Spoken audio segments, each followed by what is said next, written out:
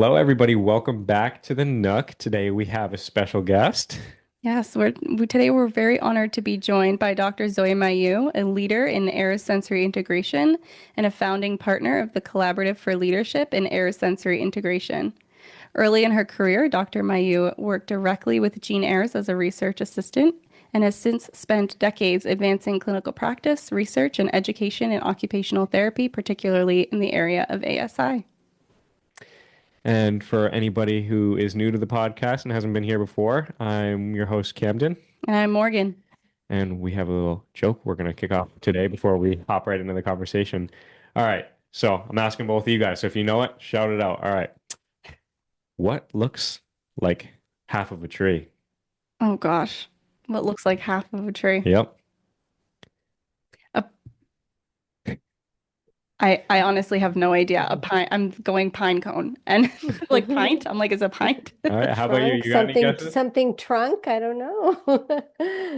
The other half. Wait, what? The other half of the tree is what looks Oh like half of my a tree. gosh. I know. Okay, all right. I'll tell that one to my husband. He'll appreciate Good, good. That's That was a little bit awesome. of a dad joke. Yeah, it. which I have a dad now, so I can make those jokes. Yeah. Yeah. Okay, good for Yeah. you. So, in today's conversation, we'll explore how child-led movement and sensory-rich environments support regulation, participation, and meaningful development, and why this matters now more than ever in a world where children are often overscheduled and given fewer opportunities for true self-directed play. So, Dr. Mayu, we're so grateful to have you here. Thank you for joining us. So happy to be here, and I love the work that you do at Timbernook. It's just so great to have this effort underway to support children in their needs and their desires to move and be outside. So thank you for all your work. Yeah, Thank you. absolutely. Thank you. Mhm. Awesome. To jump right into it, for listeners who may be new to sensory processing, how would you explain sensory integration, or sensory processing, or even the nervous system? Okay, well, I can talk about sensory integration. I know the term sensory processing does get used interchangeably, but I really don't know what people mean when they talk about that. So I'm just going to stick with sensory integration. And in fact, as you mentioned, I was so fortunate to have the opportunity to work with Dr. Jean Ayres at the beginning of my career. It was kind of at the end of her life, but she really dedicated herself to understanding the role of our basic sensory systems in supporting our development and the way that we learn and master skills in the world around us. And in fact, we now use the term Ayres sensory integration to refer to her work because there was so much confusion around sensory integration in general. So sensory integration, Dr. Ayres used that term to describe the way that all humans use sensory information to understand the world around us and to, within our bodies, then know how to interact. So her actual definition was the processing of sensory information for use, taking in sensory information so that we can use it to interact in the world. Hmm. Yes, thank you for making that clarification. Like the functional Mhm. outcomes of it is very Mhm. important. You kind of touched upon this, but the word sensory has become a bit of a buzzword in schools and social Mhm. media, and beyond. Can you Yes. explain uh, how sensory Yeah, so integration? what I think happened, so Dr. Ayres is a very conscientious scientist, and I think she struggled throughout her life because she had these brilliant insights into the way our nervous systems work, the way children develop. And then because she understood that so well, she knew what children needed. And what they needed was play that was very sensory rich. And so she had this like dichotomy of being a careful neuroscientist who had ideas that looked like we were just playing with children. Hmm. Mhm. And this created a lot of criticism, a lot of confusion and misunderstanding. What I think happened, just, having been around now for a while, well, by the color of my hair, you can tell I've been here a while. I think what happened really is that her ideas were so powerful, they almost took on a life of their own, and there was a lot of interest in this work, even though it was criticized.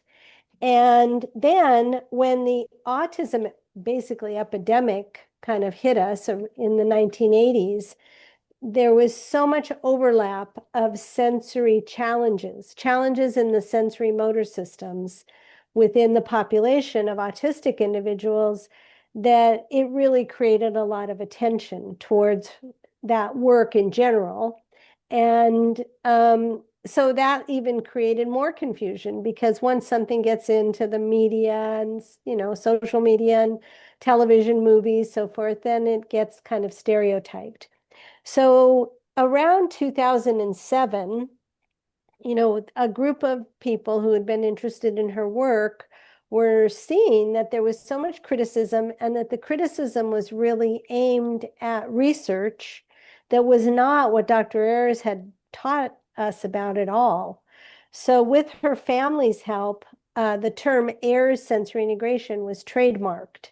And the trademark was not for financial reasons like it is for Coca-Cola or Xerox or anything like that. The trademark was only to clarify what she meant when she used that term, sensory integration. And so that helped a lot. Once there was more clarity about her work and her ideas, then they could be studied more clearly. And since that time, we've had a lot of strong research that shows the effectiveness of intervention based on her theories that we didn't have prior to this clarity. There just was research that was being called focused on sensory integration that had nothing to do with her ideas. Yes. So when I started to say she was a careful researcher, she chose the term sensory integration intentionally, because all of our basic sensory systems are taking in, specific sensations, but immediately integrating that information with each other, the various sensory systems working together, and with our motor systems as well.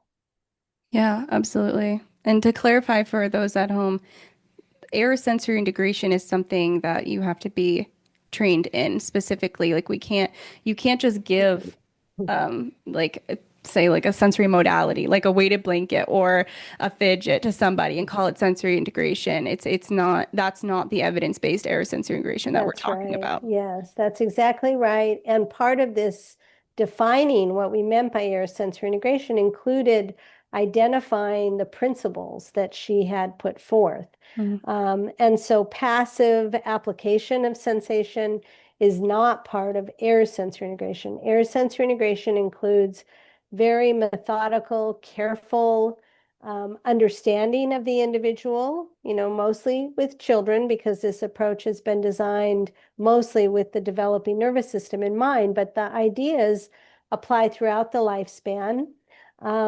So understanding what's working well, what's supporting a person, and what is hindering a person from interacting fully in daily life.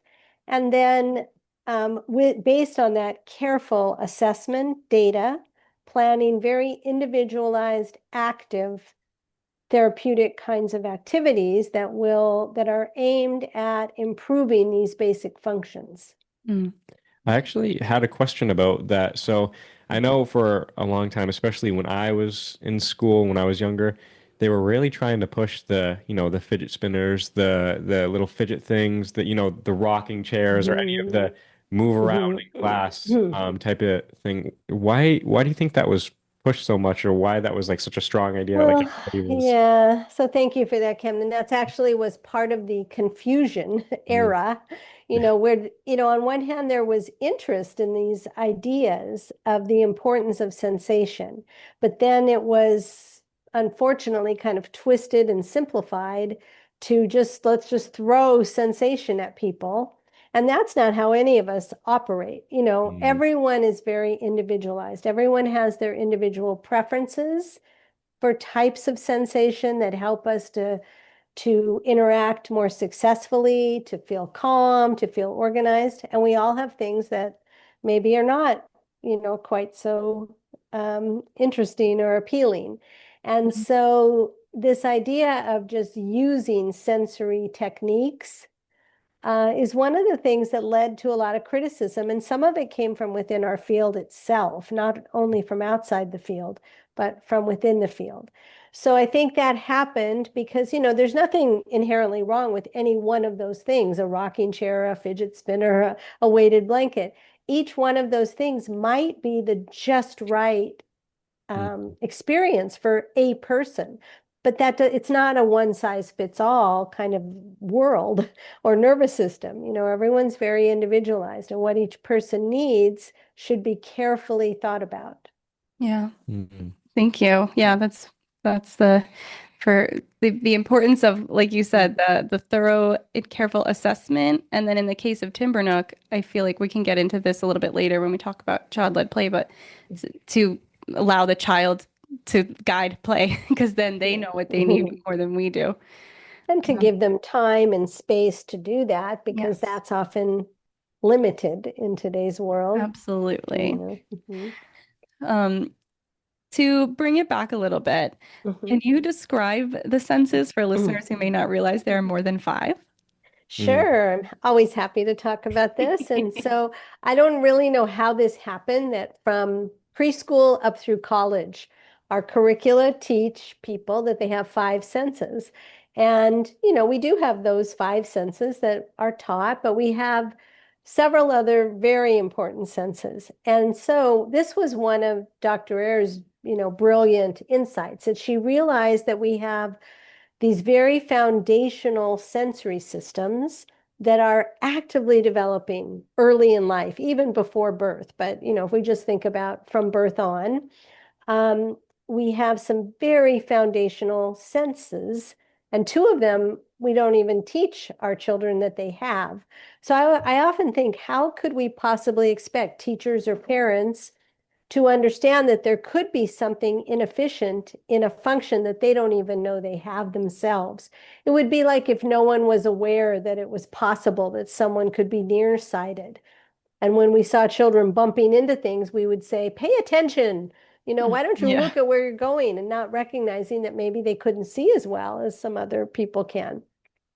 So the very basic foundational sensory systems come from within our body. The sensation is very close to our body. So those include, well, the sense of touch, which we do at least teach people that they have a tactile sense, a sense of touch.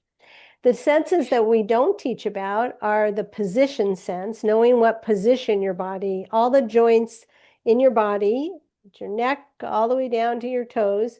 Everywhere that you have a joint, you have receptors that tell you exactly what position you are in at all times, and how much, through that sense, we also know how much force to use, like how much force to use when we're writing with a pencil, or we're petting an animal, or giving a hug.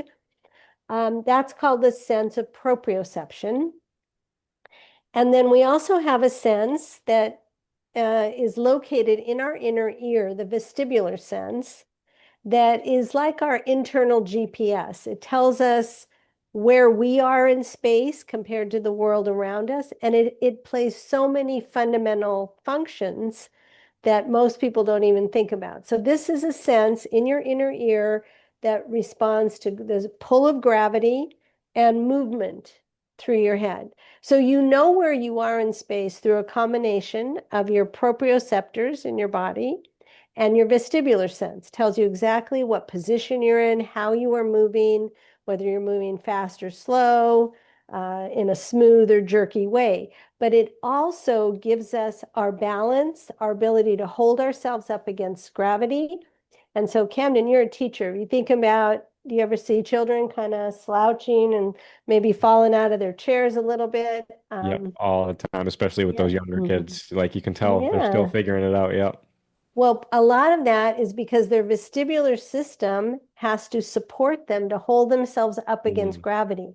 And when we put our poor little children in these stable chairs in classrooms, they are just fighting nature to try to stay awake. Because when our bodies are still and we're in a stable surface, our brain thinks it's time to go to sleep. And we're not getting supported. Children really need a lot of activation of the vestibular sense to hold their head up, to keep their body upright, and to use their head and eyes together. When your vestibular system is stimulated by turning your head, it has direct connections to your eye muscles, so your eye muscles can focus. So think about when you ask children to look up at you and back at their maybe worksheet, or from one worksheet to another. If this sense isn't working very efficiently, the world is moving around. It takes them a while to find their place. They get lost and they have trouble staying in their seat. Their brain is saying, get up, move around. This is one of the topics I really like to talk to adults about, because what happens with this system, this sensory system, is that it really matures at about puberty. And so if you were to talk to children and ask them about movement, and then you talk to anyone who's already gone through puberty from adolescence on up, they have a very different experience with movement in general. If you know, this doesn't apply to every single person, but the majority of children need and want a lot of movement. And once we've gone through puberty, most adults don't really enjoy that kind of rotation and up and down movement like children do. Most adults tend to get more sensitive to movement. That's just the natural way of development. So as soon as that happens, adults look at children who are running around and trying to move and trying to keep themselves upright, and they're constantly saying to them, sit still, pay attention. And they've immediately forgotten that they never could sit still and pay attention. Sitting Yeah. still and paying attention just don't go together. Even as adults, most of us don't sit in four-legged chairs for very long. You know, we need to move. We sit in chairs that have some movement, swivel to them. And that's because we naturally know that we need a little bit of movement to stay awake.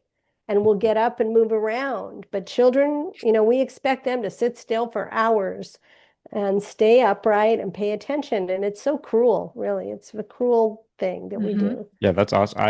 I'm not even gonna lie, I didn't know any of that. So it's really cool to sit here and learn about Yeah. that. And Um, teachers, you know, we understand teachers are often afraid of the idea of children moving a lot in mm, their classrooms yeah, because, you know, I mean, you have a lot of kids to control and take care of. yeah. But we have found that when we provide, in fact, we did a great project with Angie, your director, Mm, years back, where when we provide the chairs that move for children, it doesn't get chaotic in the classroom. The teachers are always terrified at the yeah. beginning, and they say, oh my gosh, it's going to be crazy, but it never is. They see that once children get what they need, they're much more calm. They're much more ready to learn and pay attention.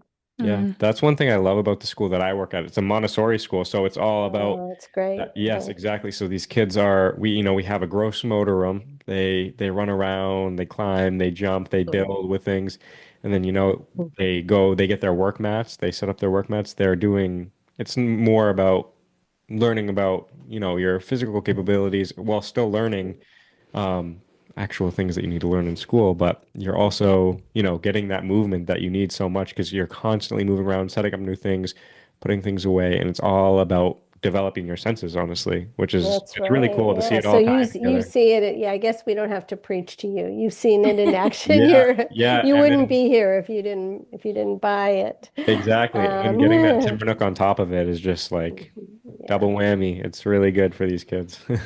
So I do just want to mention the sense of touch as well, because Mm. even though, you know, we do teach about the sense of touch, I know that adults just really have lost track of how critical what we call tactile perception is to our abilities. If you think about almost anything you've done today, you know, you got dressed, you brushed your teeth, you made lunch, whatever, any activity that you did during the day was really supported by feedback coming in through your hands, mouth, and feet mostly that you were using to guide your actions. So the use of touch information to guide our actions is really just lost on most adults. And, you know, unless you've really studied this and you're kind of obsessed with it, like I am, because I learned about it from Dr. Ayres, but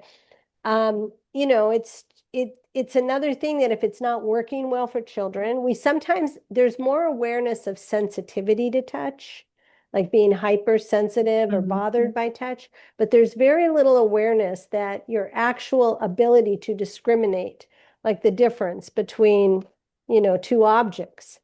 You don't have to look and think about the difference. You feel it. And even, if you're cutting vegetables, you can feel where the vegetable ends and the knife begins. You don't have to use the top part of your thinking brain for so many things that happen during the day because you can rely on your tactile perception. But when children cannot do that, even holding a pencil, you don't hold a pencil in one place, you move it around, you change the position based on your position sense and your sense of touch. And if that isn't working well, you never get that message to make an adjustment. And so your writing, your cutting skills, your folding, everything that you're expected to do at school might not be at its best. Mm. Yeah. Another thing that really always, I don't know, it always amazes me. It might not be that exciting, but even hearing, like the sense of hearing is so incredible to me because at night I'll go to fill up my water with the lights off and you can hear when it's getting full. Like just all the senses are just so crazy to me. Like it's so And wild. they're working together. And so Yeah. maybe now when you go get that water, you're not only you're going to be noticing, oh, I can tell when my water's full because of what I hear, but you're Feel also it getting feeling heavier. the weight of your Mhm. cup. And how do you, in the dark, how do you know where your hands are on your cup? Yeah. You know that because your sense of touch is giving you that feedback. If you lost that sense of touch, you'd be dropping things. You'd have a lot of trouble Hmm. maneuvering, and you know exactly where to press to get the water, how to turn a faucet. Yeah. All of those little actions are highly guided by sensory integration using sound and touch. And, in your example, we're not relying much on vision. Hmm. Yet we're constantly telling children, look at what Yeah. you're doing. Yeah. Yeah. Everybody For always makes most it of us. seem like the most How important. old is your child, Camden? She is 5 months old. Oh, so Yeah. you watch that baby. She is really exploring the world through touch. Everything's in Yes. her mouth, Hmm. and she's going to spend so much time figuring things out through touch. Mm. Yeah. And it's in these first years of life that babies, young children lay down the tracks so that later all of these functions are working very automatically for them. And Yes. then the top of their brain is free to think about concepts. Mm. Yeah. It's incredible. Yeah. That's awesome. Um, I I see patients at a clinic, and lately a pattern that I have been hearing from parents is that I get kids for emotional dysregulation or behavior concern is what it comes up as in the diagnostics, but they say that during the winter months it's a lot harder for their children. And whatever they're concerned about gets worse in the winter months. And after I'm explaining to them the benefits, the sensory integrative benefits of being outside and like for so many different like systems of the body, that it does kind of click that, oh yeah, you're right. It is mostly in the winter months that these things happen, but I think we forget about all the benefits of going outside in the winter as well, like the Yeah. heavy work you can get with the snow and the all of that, like how beneficial that can be for kids. And so I have you noticed on your in your years of experience any like seasonal patterns where there might be increased dysregulation during winter months when children have less access to outdoor environments? Well, I can certainly see that happening, and I live in Southern California, Yeah. Oh, so okay. Yeah, that's a little we different. pretty much have sun every day. It's almost the Lucky. same all year round. Mm. So, but I definitely see that, and I again, the adult thinking, let's keep the children safe, let's keep them Yeah. inside, keep them away from the cold. And it probably is much more difficult for the children to have that further restriction of their space and, their ability to get out and move um, because of those restrictions. So I can definitely see that could be part of it. There's so many things that affect how regulated we feel, how much sleep we get, how much sun and light we get. Yeah. Everything in our nervous system gets affected by everything around us. So, Yeah, absolutely. And like you said, the kids wanted to go outside, like move the heavy snow. Every single time we go out for timber nook, I always notice the first thing the kids say, you want to guess? Let's build a snowman. Yes. Oh, So every single time, can we build a snowman? Let's build a snowman. You can tell their bodies need that. They want that. They want to they go want and it. just like, Yeah. yes. let's heave and hoe and Okay, I like have to build say, I've some. never heard a child say, "Can we build a snowman?" Yeah. Wow. Maybe a That's sandcastle. only because I've never been with children in the snow. Yeah. Yeah, that's Yeah. true. But they The do road. want to build, they do want to build at the beach as soon as we're anywhere near Mm, sand. They want to build and they Oh, me want to too. push I'm it 23 around and years move old. I'll it. still go build a sandcastle every single time. That's right. that and the rope swing. I find lots of spinning, Yes. lots of definitely And what and we.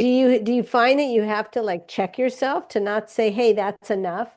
I have to be so I take care of a little granddaughter now, a couple days a week, and I have to be so careful with the parents at the park because I'm constantly fighting this urge to tell Mm, them, just be quiet, leave the child alone. He Yeah. knows what he yes. needs.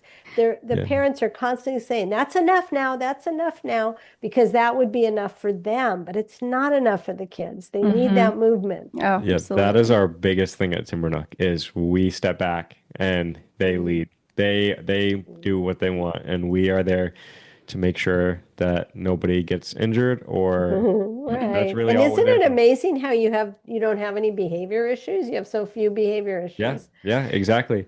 And Mhm. like what you were just saying with the swinging and spinning, we Mhm. actually at our Timber Nook today, we just set up we put a slack line across the two trees and put up those disc swings, like Yes. the one with the net in the middle. Uh-huh. We started putting the kids on there, and today was the really younger kids, so we were like helping them get on, and then immediately they were wanting to spin around and swing. They were just there the whole time. So yeah, they love it.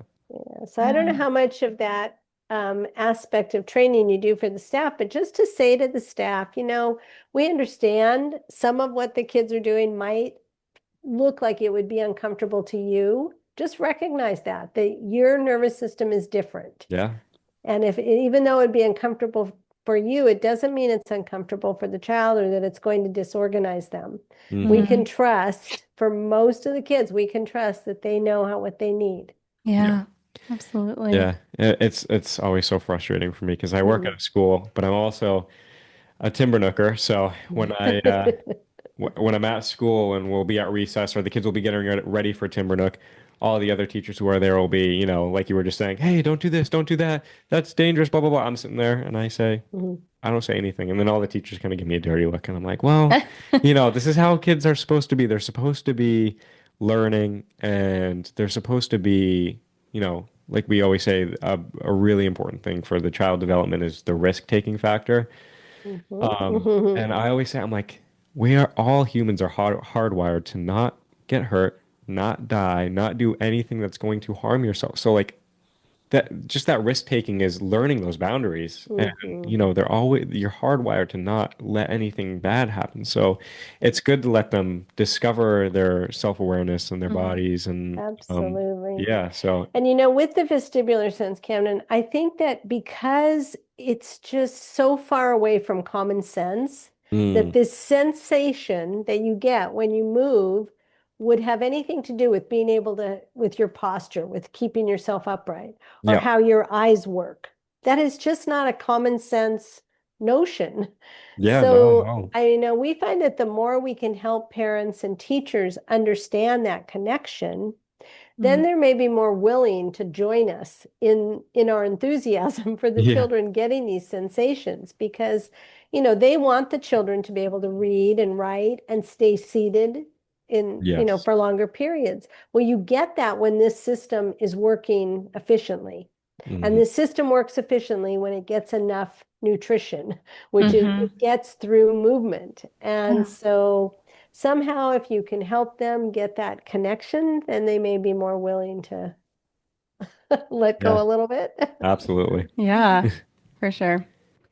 Um, how how does a child's physical environment support sensory integration? Mhm. Yeah, so children need time and space to explore on their own. And then what I find is that most children will look for and get the experiences that they need. You know, if they're maybe in the winter, they're not going out as much, a lot of children will jump on beds and couches and find ways to move things around and get those sensory experiences if they're allowed to. But, you know, we have these rules about behavior and we, you know, because the parents don't understand that need, they're often restricting those kinds of activities. And then we have so many more demands on the children's time. So they're often so scheduled with different classes and homework that they're not just having the time to come up with their own activities. And then if we have children who have some inefficiencies, and a lot of the children who have sensory integration challenges, they're subtle. You know, they may not have a diagnosis. They may not have anything very noticeable. They may not look very clumsy. So it's confusing because they seem so capable and smart, but they may be struggling with the way some of these systems work. And if that's the case, then they're not going to be as able to get the kinds of experiences that they need on their own. They might need more guidance with that. And a lot of kids I find are just misunderstood in that way. Like it could be So much misunderstanding. That's why, you know, when we can do an assessment and we can show these differences, it can be very powerful. Yeah, absolutely. So we usually take a break about halfway-ish to do our Timber Nook tip. Go ahead. It's Yes, a go right ahead. fun tidbit that we give to our listeners. And it's like an action item that they can take with them. So for this month, it is the to allow for vestibular variety. And a child's balance system develops through movement, like we were just talking about, spinning, climbing, rolling, hanging, changing head position in space.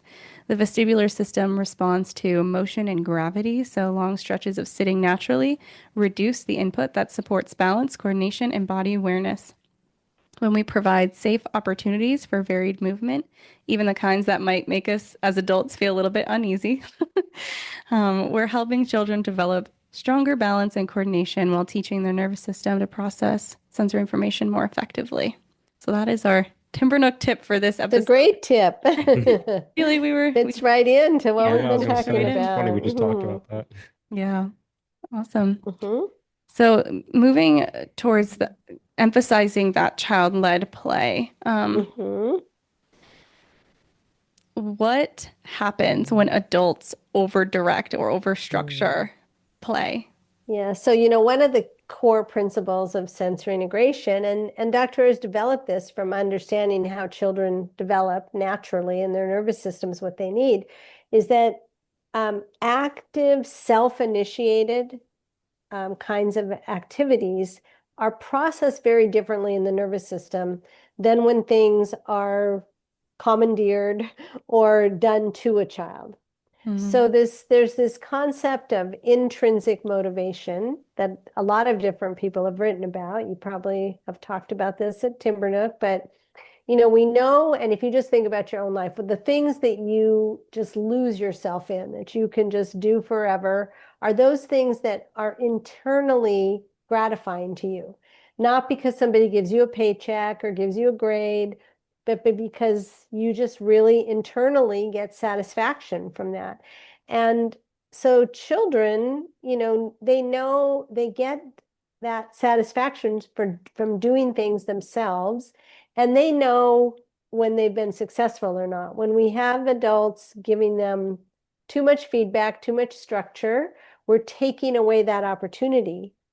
And risk taking is part of that. You know, that's how you learn, by taking risks, making mistakes, falling, maybe getting a little bit hurt. We don't want anyone to get terribly hurt, but a little bit hurt. That's necessary. I was so relieved when my son said to me, when of the early times I was watching my granddaughter and she fell, and I said, "Oh dear, you know, I'm sorry that I wasn't right there." And my son said, "Well, she has to fall. How's she going to learn? How's she going to learn to keep herself upright if she doesn't fall?" Yeah. So that was a relief that he got that he knew that she needed to take risks on her own to manage her own body and space around her. So when adults do too much programming or too much feedback, they're taking that opportunity away. Mm. Yeah, that's great. Yeah, that was a big thing we talked about last time. We actually had Joelle Hanscom, Angie's daughter, was on, and Hmm. that's one thing she said was really important when she was growing up is to just like be able to fall and figure it out. And it's Hmm. actually funny that we're talking about it because that happened today. There was one of the younger kids that was at Timbernook today. He wanted to go up on the swing, which was kind of high up. I mean, high for, Hmm. them. Hmm. And he didn't want to be up there anymore. So he's like, oh my gosh, I want to get down. So he started to try to like throw himself off of it. And I'm like, that's kind of high. And one of the other people who was there at Timbernook went to go catch him. And I said, no, let's let him fall. Like I stood behind him so he wouldn't like fall back and hit his head. But I'm like, let's let him fall. So he know like, he's learning that risk taking. He's learning what's going to happen. And I let him fall. He fell right on his butt and he just was like, whoa, whoa, whoa. So, like they have to make these connections. And that's why, just though even And those little things are really important. what a great learning experience. Yeah. If you've seen the therapy settings that we work in, doctors had this idea, like we have to make a safe place for children to take risks. Yeah, Yeah. And absolutely. so the therapy rooms have 4-inch mats. Yep. They're very safe. And the therapy, I mean, there's a lot of emphasis on safety in terms of the therapist ensuring safety, Hmm. setting things up so the child can take risks in a safe way, and making sure that you place yourself in a way where you're not interfering, but you're there to catch them if they're really going to fall and get hurt. Yep. It's a Yeah, big Absolutely. part of this intervention. Yeah. for sure. Yeah, absolutely. Do you want to hop into the school questions? Because I think we're Yeah. moving into my Mm. favorite section, which is for advice for schools and parents, Mm. though. Hmm. Yeah. So, I guess my first question would be if you could give one message to school systems, whether it be private school, public school, homeschool, all of it, it will encompass it all in one. What would that be regarding children's nervous systems? Gosh. One thing, huh? There's so many. I Or mean, the, I the think biggest it takeaway? just if adults could take the time to understand a little bit more about the role of the sensory systems in learning and behavior, it, and so there's just not a one tip like that everyone should do for everyone. But if teachers and parents could understand a little bit more about the role of these sensory systems, then I think they would be so much better able to identify when a child is struggling or knowing what a specific child might need in a situation. Yeah, Yeah, absolutely. that's great. Yeah. And how can school environments be adapted to better support sensory integration without becoming like the sensory gimmicks, the things that are not rooted in Mhm. evidence, like the So fidget this spinners? this is going to be my next project, probably till the end of my career in life. Morgan mentioned that she's taking a program right now where she's learning some assessment tools that we have been working on for the last 10 years.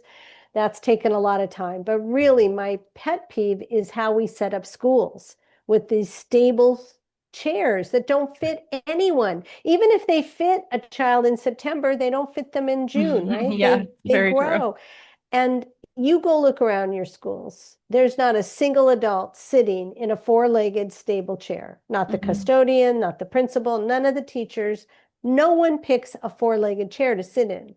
Yet we make our children sit in these four-legged chairs and then that are not the right height. So they're not at the right height for a desk. And then we're upset with them when they're wiggling around and moving around and getting up out of their chairs. So I Mhm. think the single thing we could do would be to make environments that support everyone, just like we do for workplaces. Go look at the workplaces. You're not going to find workplaces that have, one size desk and one size chair for everybody who's there. There's very individualized work stations for people so they can be supported to do their work. That's the least we can do for our children is set up environments that are the right ergonomics, the right height Mhm. and sensory supportive, without extraneous smells and sounds and too many things on the wall that are distracting. We can make the environments more supportive Yeah. Yeah, and that's give, great. at the same time, giving opportunities for exploration and different ways to Mhm. learn. Mm. Yes, different ways to learn. Yeah. Yes, Mhm. absolutely. Hmm. For sure. And moving on to parents, Mhm. what piece of advice would you give to parents looking Mhm. to support their child's sensory system? Yeah, I guess, I think if parents, and it's so hard when you're a parent, you have so many things on your mind. That's one thing about being a grandparent. I've been noticing that, oh my gosh, I really can be totally present here. I don't Mm. have to be thinking about what I'm going to make for dinner and, my next Yeah. meeting. I still have those things going on, but I can really understand the importance of just being present and giving the child time to do what they are driven to do. Um, so I think if, one of the things we often recommend to parents is just, this sounds so simple. It's something that we use at a preschool where I'm on the board. Give your child 10 to 15 minutes every day of your total undivided attention, no Mm. phones, nothing, and just do whatever they want to do. Give them that space and tell them they're going to get that time every day. If you do that, any behavior issues you're having, they're going to go out the window. If the child knows, don't forget, tomorrow we get to have your playtime where you get to do whatever you want, it's going to take care of so many behavioral concerns. Yeah. So I think the more that parents can spend it, and it sounds easy, but we know it's not that easy. There's so many demands on parents. But if they can be dedicated to giving 10 minutes a day, 10 minutes, and adults will say, what are you talking about? I'm with them for hours, but you're not 100% with them. You're Yeah. talking to other adults, you have your phone, you're doing other things. Just give 10 minutes where that truly go in a room where it's safe, shut the door, or go outside somewhere in the backyard, go somewhere where the child can do whatever they want to do every single day. You'll take away so many concerns. That's great. Yeah. That's awesome advice for sure. Hmm.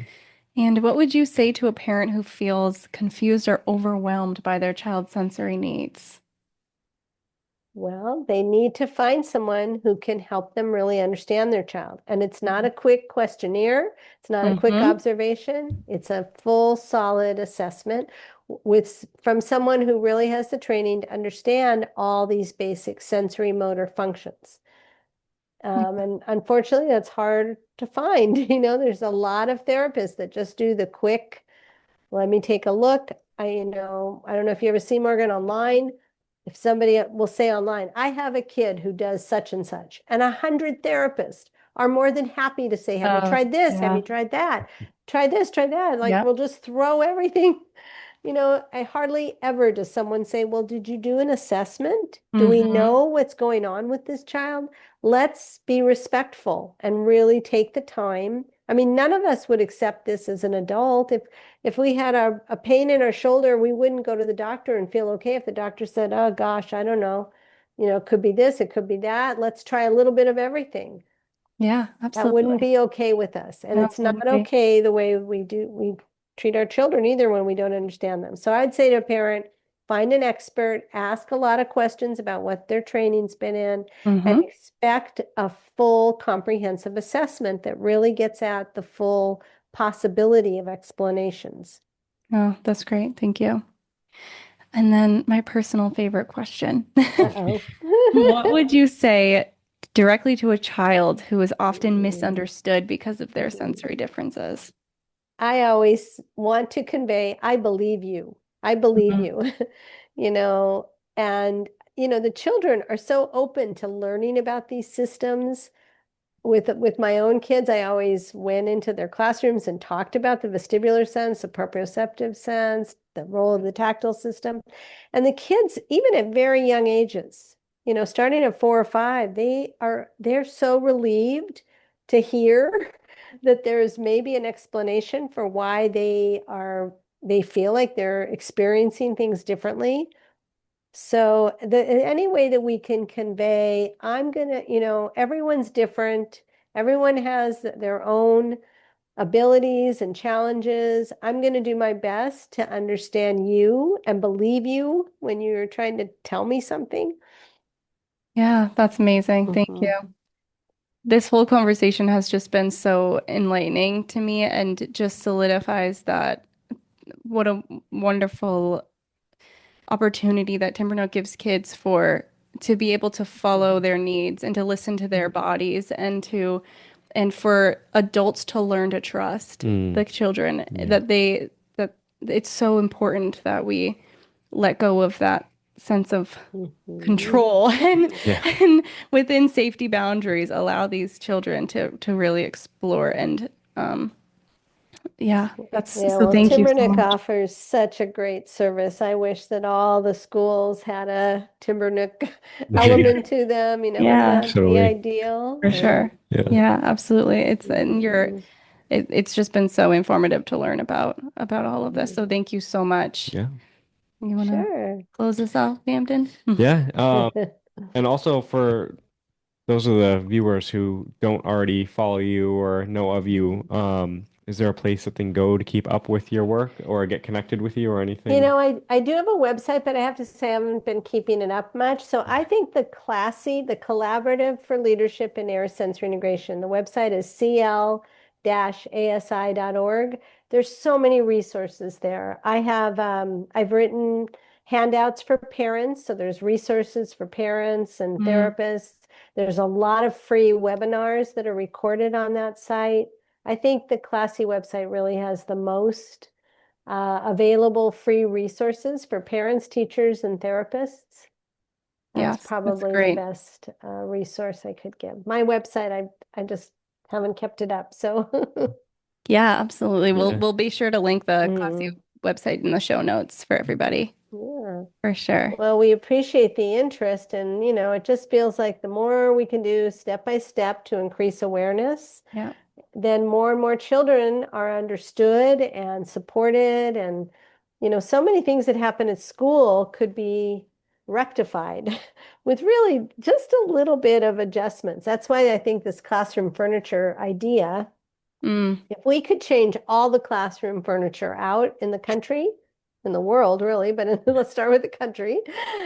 Imagine the difference yes. that would make for kids. Yeah, So absolutely. true.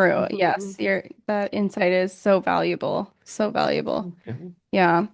Thank you again, Dr. Mayu, for sharing your wisdom and reminding us to Oh, trust yeah. children, trust their senses and the power of play. It's really been an honor to learn and hear from you during this. Oh, Yeah. thanks. So nice. Well, it's been great to be with you. Thank you for your interest and all the work you're doing. Thanks. Yeah. And if this conversation resonated with any of our viewers, make sure you subscribe to the podcast, leave a review to help more educators, therapists, and parents discover our work. Share this episode with someone who cares deeply about childhood development or sensory integration. And Yeah. if you'd like to learn more about Ayres Sensory Integration and the work of Classy, we will link the resources in the notes, and I'm also going to post it somewhere up here in this video at some point. Yeah. Great. Awesome. Mhm. Until next Okay. time, Thank you. Play the Timbernook away. go play the Okay, thank you Timbernook so way. much. That's right. Yeah. Let's all go play. Yeah. Yes, absolutely. Thank you so Yeah. much. Bye, Okay. everyone. Cool.